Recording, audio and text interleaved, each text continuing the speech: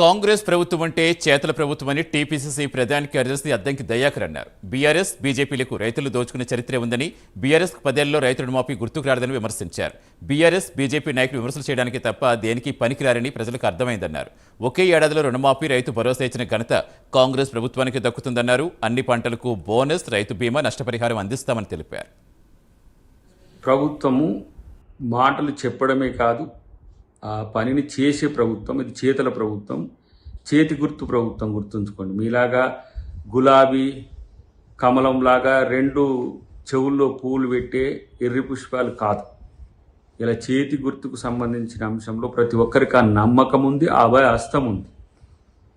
ఇలా ఇందిరమ్మ పేరు మీద కూడా ఆ పథకానికి పేరు పెట్టుకోవడం వల్ల కూడా రైతులకు ఒక భరోసా కూడా వచ్చింది. కాబట్టి ఇలా ఇష్టానుసారంగా మేమేదో చేస్తున్నామని చెప్పుకొని గఫాలు కొట్టే బీఆర్ఎస్ కానీ బీజేపీ కానీ మీరు ఏదైనా చెయ్యండి, వాళ్ళ కొరకు ఏదైనా చేసిన చరిత్ర మీద లేదు, వాళ్ళని దోచుకున్న చరిత్రే ఉంది.